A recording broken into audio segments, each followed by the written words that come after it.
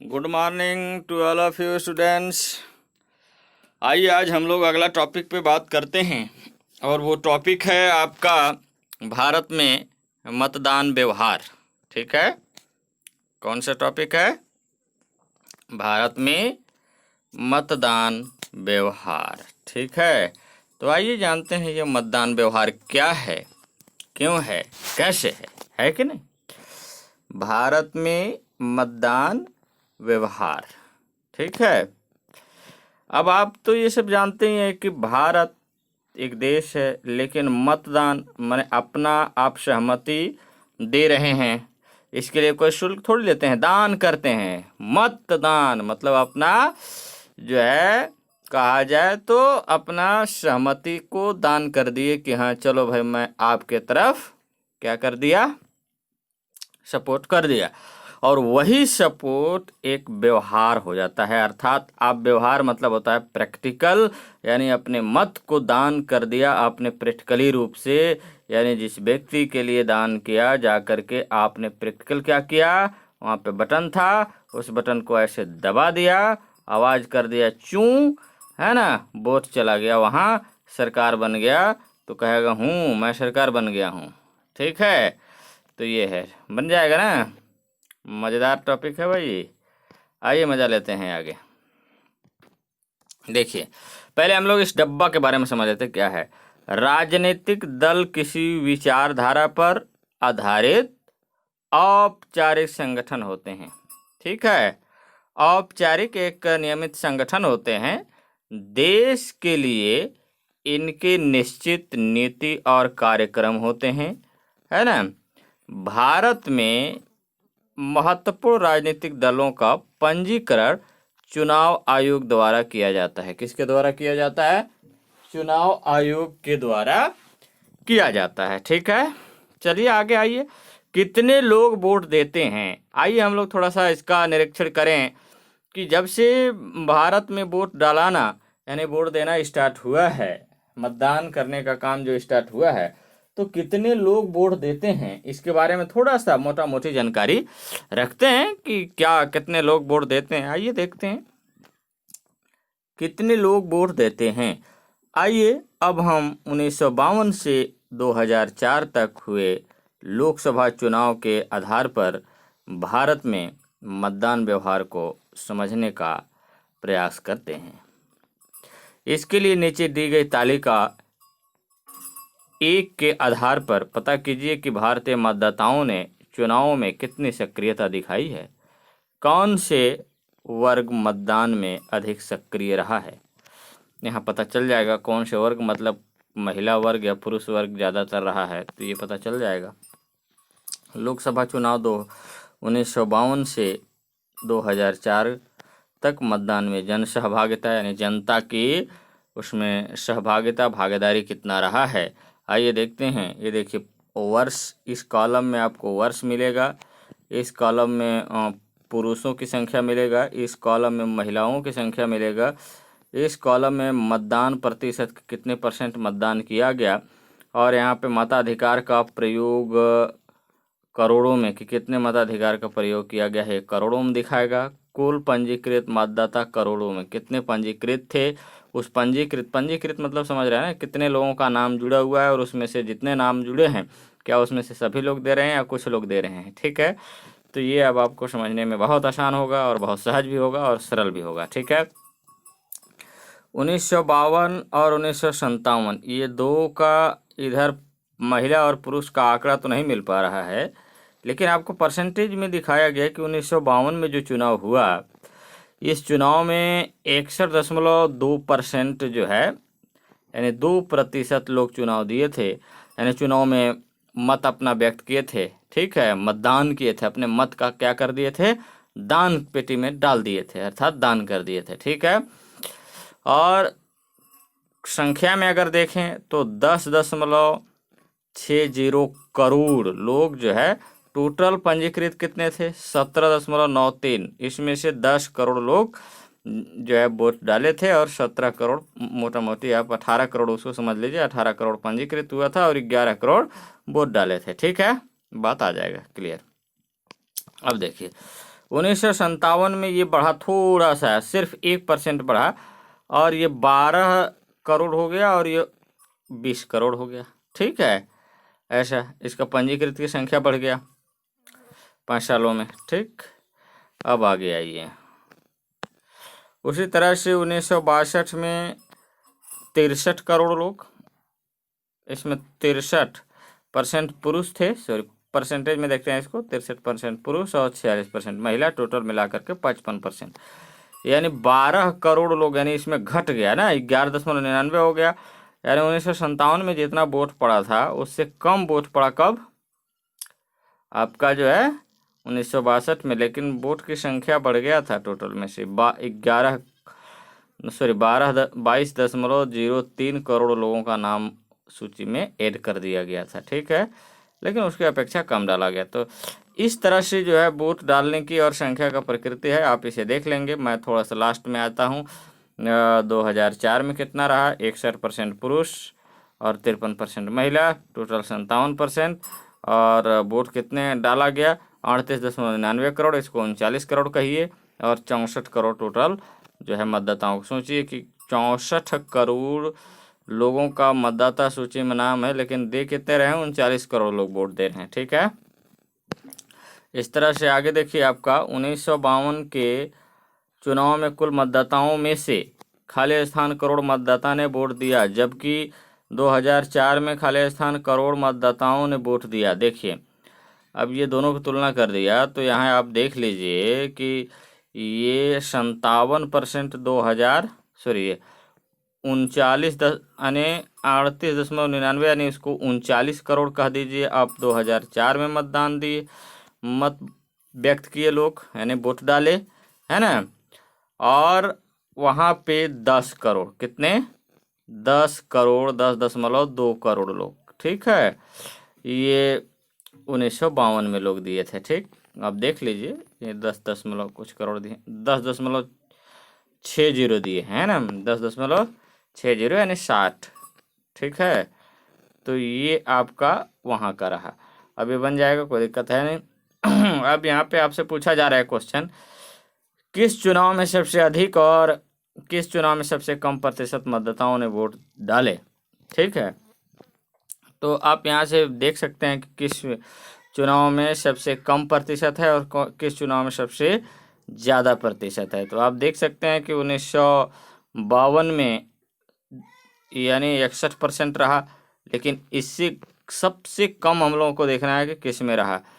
तो आप यहाँ पे बता दीजिए कि यानी 1971 में सिर्फ कितना परसेंट रहा है, 55.29%, सबसे कम यही दिख रहा है, 55.29%। कि इससे भी कम है, 53 भी है क्या कहीं, देखो भाई नहीं है।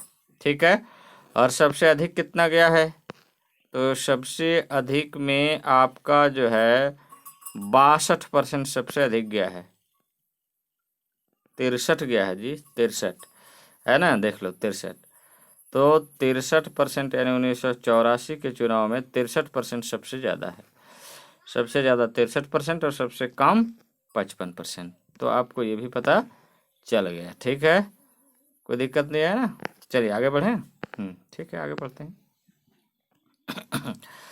हाँ, देखिए आगे उपयुक्त तालिका में हम देख सकते हैं कि 1952 में मतदान प्रतिशत 61.2% था, जो कि 1984 में अधिकतम 63.56% तथा 1971 में न्यूनतम 55.29% रहा है। इस प्रकार औसत मतदान प्रतिशत 59.49% रहा है। इससे यह स्पष्ट होता है कि भारत में मतदान के प्रतिशत में कोई बहुत बड़ा अंतर नहीं आया है। ठीक है, पुरुषों का औसत मतदान लगभग 64% और महिलाओं का औसत मतदान 54.57% रहा है। संविधान द्वारा समान मताधिकार मिलने के बावजूद पुरुषों से महिलाओं का औसत मतदान प्रतिशत लगभग 10% कम रहा है। यह इस ओर इशारा करता है कि महिलाओं की सहभागिता पुरुषों की तुलना में कम रही है। ठीक है, कुल मिलाकर हम देख सकते हैं कि हमारे देश में औसतन 60% लोग मतदान करते हैं। पुरुषों की तुलना में महिलाएं मतदान में कम भागीदारी करती है। चुनाव आयोग और अन्य सरकारी व गैर सरकारी संस्थाएं निरंतर प्रयास करती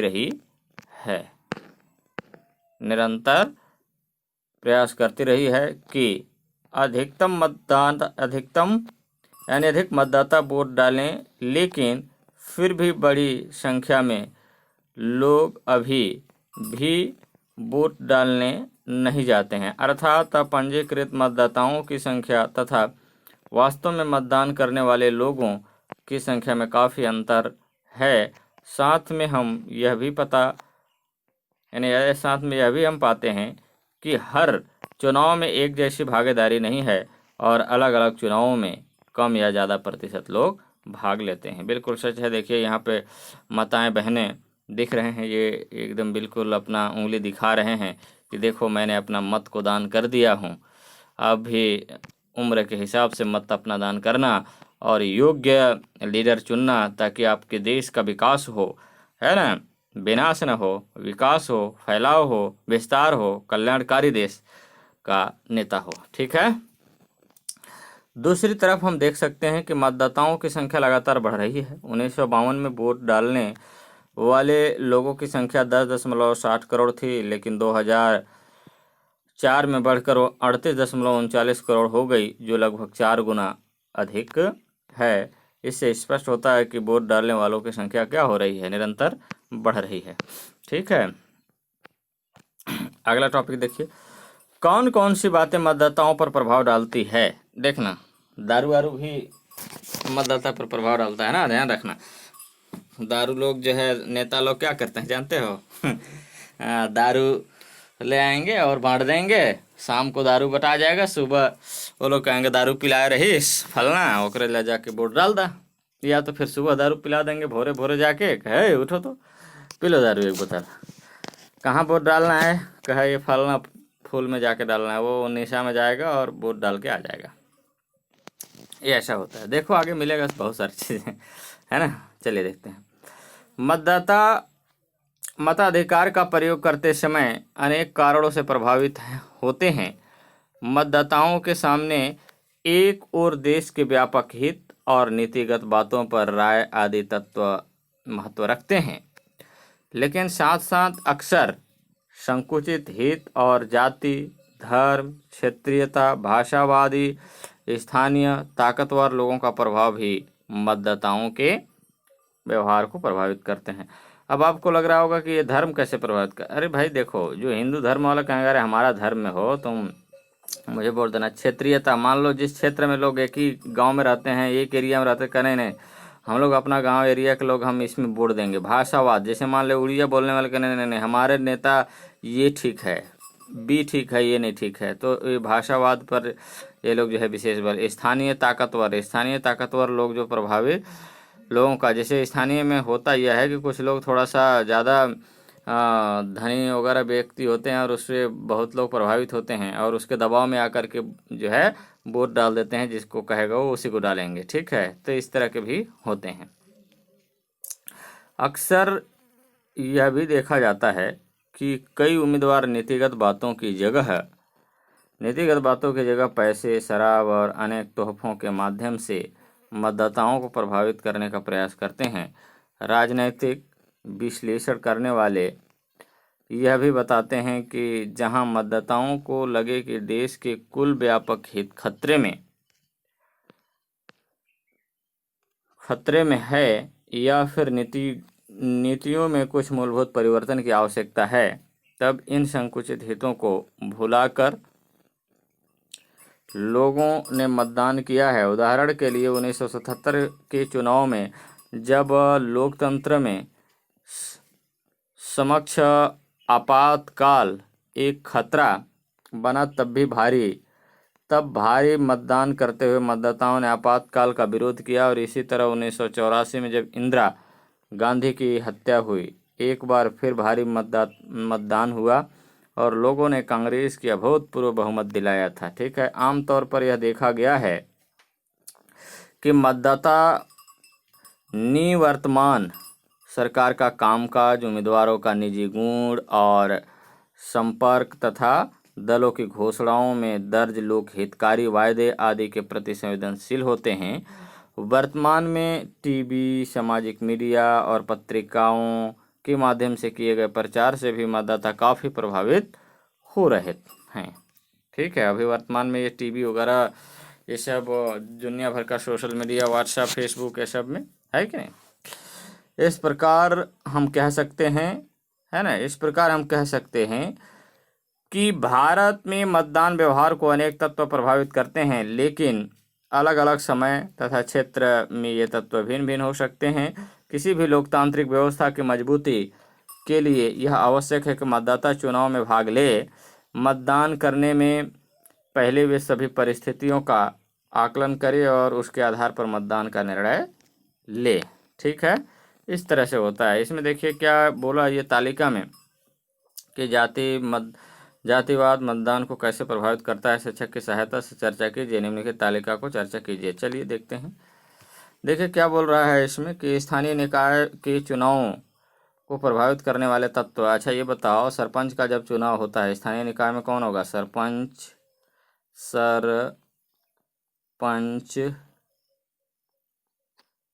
ये ऊपर रहने रहेगा सरपंच, और यहाँ पे कहा जाए नगर पंचायत में होता है ये आपका महापौर वगैरह जो है, ऐसा महापौर। ठीक है, तो इस तरह से पार्षद वर्षद ये सब होते हैं। तो ये लोग अपना जो है लोगों को कैसे प्रभावित करते हैं? लुभावने, कुछ बियर पिलाएंगे, कुछ खर्चा कर देंगे और बायर बंटवाएंगे। ठीक है, कुछ पैसे दे देंगे, कहेंगे तुम्हारे पास ये काम करवा देंगे, तुम्हारा ये जो है यहाँ पे नल लगवा देंगे। इस तरह से बहुत सारे प्रभावित करने के लिए हमने जब अंबिकापुर में था, जब जिस समय वोट ये नगर निकाय वाला हो रहा था, उसमें मैंने देखा कि हम जिस एरिया में रहते थे उस एरिया में लोगों के लिए ये फ्री हो गया था कि बॉयलर आज 2-2 केजी मिल रहा है, जा कर के ले आओ और खाओ। और लोग गए, बहुत लोग बॉयलर ला कर और खा रहे थे, बता रहे थे कि आज बॉयलर मिल रहा है तो आप भी ले आइए। मैं बोला नहीं, मैं तो खाता ही नहीं हूँ और मेरा यहाँ वोट डालने का कोई है ही नहीं, तो मैं क्यों खाऊं यहाँ पे, है ना, और मैं तो खाता ही नहीं हूँ। इसलिए तो मैंने देखा कि ऐसा लोगों के साथ मतलब होता है, ये प्रभावित करते हैं। उसके बाद आइए देखते हैं आपका ये विधानसभा के चुनाव को प्रभावित करने वाले तत्व। विधानसभा के चुनाव में देखिए, अब ये जितना प्रभावित ये गांव वाले लोग करते हैं उससे थोड़ा सा कम होता है। इसमें भी पैसा बढ़ता है, लेकिन इसमें लोग लुभावने देते हैं कि नहीं हम ये काम करवाएंगे। ज़्यादातर योजना के यानी ये लोग का प्रोपेगेंडा काम करता है ना, और पैसा। कुछ लोग जैसे अब स्थानीय होते हैं तो लोग को जो है मुर्गा दारू का ये तो व्यवस्था होता ही है। छत्तीसगढ़ हमारा वैसे भी मुर्गा दारू का फेमस है। उसके बाद ये लोकसभा के चुनाव को प्रभावित करने वाला तत्व बहुत कम होते हैं। इसमें सबसे ज़्यादा प्रभावित होता है पंचायत चुनाव, फिर विधानसभा चुनाव उससे कम हो जाता है, फिर लोकसभा चुनाव में उतना लोग इंटरेस्ट भी कम लेते हैं। वो बस हो गया, लोकसभा चुनाव है, उतना इसमें पैसा वैसा बहुत कम बढ़ता है हालांकि, और आते हैं लोग, जिसको मन करता है उसको वोट डाल के चले जाते हैं। ठीक है, होते प्रभावित इसमें भी हैं लेकिन कम होते हैं ये सब अपेक्षा में। ठीक है, विधानसभा और स्थानीय चुनाव की अपेक्षा। ठीक है, तो चलिए आगे जानते हैं। अगला टॉपिक है आपका जो है भारत में विभिन्न राजनीतिक संस्थाओं में प्रतिनिधित्व। राजनीतिक संस्थाओं में प्रतिनिधित्व की जन सहभागिता का एक महत्वपूर्ण आधार है। इन संस्थाओं में प्रतिनिधित्व के आधार पर समझा जा सकता है कि समाज के विभिन्न वर्गों की इन संस्थाओं में प्रतिनिधित्व के संदर्भ में कितनी सहभागिता है। इससे यह भी पता चलता है कि क्या सभी वर्ग इन संस्थाओं में यथार्थ ढंग से प्रतिनिधित्व हासिल कर पा रहे हैं या नहीं। ठीक है, भारतीय संविधान में शासन के 3 स्तरों की व्यवस्था की गई है। केंद्रीय स्तर पर लोकसभा के प्रत्यक्ष मतदान द्वारा प्रतिनिधित्वों का चुनाव होता है। राज्य स्तर पर विधानसभा और स्थानीय स्तर के लिए, स्थानीय शासन के लिए आपका जानते ही तो हैं, जनता द्वारा प्रतिनिधि चुने जाते हैं। आइए अब हम लोकसभा और स्थानीय निकायों में विभिन्न वर्गों के प्रतिनिधित्व को समझने की कोशिश करते हैं। वो क्या है। देखिए, पहला है लोकसभा, यानी लोकसभा में महिलाओं का प्रतिनिधित्व। लोकसभा में महिलाओं का प्रतिनिधित्व का विश्लेषण करने के लिए नीचे दी गई तालिका का अध्ययन करते हैं कि लोकसभा में महिलाओं का भागीदारी क्या है, इसके बारे में जानते हैं। ठीक है, यह है लोकसभा में महिलाओं के सांसद की यानी सांसदों की भागीदारी। अब देखिए, आप यहाँ पे देख रहे होंगे ये वर्ष है, वर्ष इधर आपको दिखा दिया। यहाँ पे महिलाओं उम्मीदवारों की संख्या, यहाँ पे जो है प्रतिशत कितने हैं, फिर यहाँ पे टोटल संख्या, फिर इसमें जो है ये सांसदों की प्रतिशत। ठीक है, तो देखिए वर्ष में देखिए 1951 में एक भी महिलाएं जो है नहीं थीं। 1957 का जब चुनाव हुआ उस समय ये देखिए महिला उम्मीदवारों की संख्या कितनी रही, 45, लेकिन कुल उम्मीदवारों में महिला उम्मीदवारों का प्रतिशत कितना रहा, 3। और महिला सांसदों की संख्या उस समय 3% में कितना रहा, 22। महिला सांसदों की प्रतिशत कितना रहा, ठीक है, तो ये 4.5 रहा। ठीक है, ये आपका जो है इस तरीके से इसमें है। ठीक है, तो बढ़ा। उसके बाद आइए हम लोग देखते हैं अगला। अब देखिए इसी तरह से है, आप परसेंटेज देख लीजिएगा, मेरे को देखने की जरूरत ज़्यादा नहीं है, लेकिन मैं यहाँ पे बता दे रहा हूँ आपको 2014 में। ठीक है, टोटल महिलाएं कितने भागीदारी जो है निभाए थे, 668। उसके बाद 8% है ना, और इसमें 66%। टोटल में जो है 11%, 11.4%, यानी 66 महिला विधायक 2014 में गए थे। कितने, 66 महिला मतलब सांसद थे वहाँ पे टोटल। मान लो अब आपको लग रहा हो कि क्या सांसद वांसद ये फालतू का लग रहा है। अरे कुछ नहीं मेरे भाई, देखो यहाँ पे 543 टोटल सांसद होते हैं, है ना, लोकसभा में। तो इसमें से 66 लोग महिला हैं, बात खत्म। कोई ये बहुत बड़ी चीज़ है, ये तो सब लड्डू हैं, बस सोचने और समझने की ज़रूरत है। चलिए ठीक है, बाकी ये आंसर आप दे लीजिएगा, उसमें कुछ नहीं है और मैं वो बताने भी नहीं जा रहा हूँ। ठीक है, कुल उम्मीदवारों में महिला उम्मीदवार कितनी है, यह भी महिलाओं की राजनीतिक भागीदारी का एक सूचक है। अगर किसी चुनाव क्षेत्र में कुल 10 उम्मीदवार हैं और वे सब पुरुष हैं तो हम कहेंगे कि महिलाएं वहाँ सक्रिय नहीं हैं। अगर आधे से अधिक उम्मीदवार महिलाएं हैं तो यह कहा जा सकता है कि उस क्षेत्र में महिलाओं की अच्छी भागीदारी है। वर्तमान में लगभग 8% महिला उम्मीदवार हैं, यानी कि 92%, 92% क्या पुरुष जहां चुनाव लड़ने के लिए तैयार हैं, वहीं केवल 8% महिला तैयार है। यह भी हर चुनाव में कम ज़्यादा होते रहते हैं। अभी अगर मैं कहूँ 2019 की चुनाव में जो लोकसभा का चुनाव हुआ है, फिर से मोदी सरकार जो चुन करके आए हैं, उसमें 78 महिलाएं जो है सांसद हैं। कितने, 78, ध्यान रखिएगा, है ना, कितना यानी 78। अब आपको यहाँ पे लिख दूँ क्या, ये देखिए, जैसे मान लीजिए 2019 का जो चुनाव हुआ है, इसमें जो है अभी 14 वाला में 66 थे, तो इसमें 78 हो गए हैं। ठीक है, ध्यान रखना आप, 78 महिलाएं सांसद हैं हमारे जो है लोकसभा में। ठीक है, चलिए आगे बात करें प्यारे बच्चों, हो गया वहीं तक तो हम लोग बात किए। अब आगे आते हैं, यहाँ देखते हैं, ये देखिए थोड़ा सा ये देखते हैं महिलाओं का भागीदारी जो है अलग अलग देशों में क्या रहा है, इसके बारे में थोड़ा सा देखते हैं। ऑस्ट्रेलिया में महिलाओं की भागीदारी 25% रहा है। बांग्लादेश में महिलाओं की भागीदारी 18% रहा है। बेल्जियम में महिलाओं की भागीदारी 38% रहा है। क्यूबा में महिलाओं की भागीदारी यानी आपका कहा जाए तो 43% रहा है आसपास। जर्मनी में कितना रहा है, तो जर्मनी में आप देख लीजिए, आपको लगता होगा कि ऐसे बोलता जा रहा है गुरुजी, बट कैसे बोल रहा है ये 43-44। देखिए क्या है कि आप ये देखिए कि ये 30 है, 30 से ऊपर है, तो यानी 32-33 के आसपास है ये जर्मनी में, है ना। पाकिस्तान में जो है ये पाकिस्तान में 21% के आसपास हैं। दक्षिण अफ्रीका में अगर बात करें तो सबसे ज़्यादा हाई प्रोफाइल में है दक्षिण अफ्रीका, जो कि 45% एकदम बिल्कुल यहाँ पे देख रहे होंगे, आपको ये दिख रहा होगा कि यहाँ 45% है। और ये लाइन गया है इस लाइन के बराबर ये देख रहे हैं।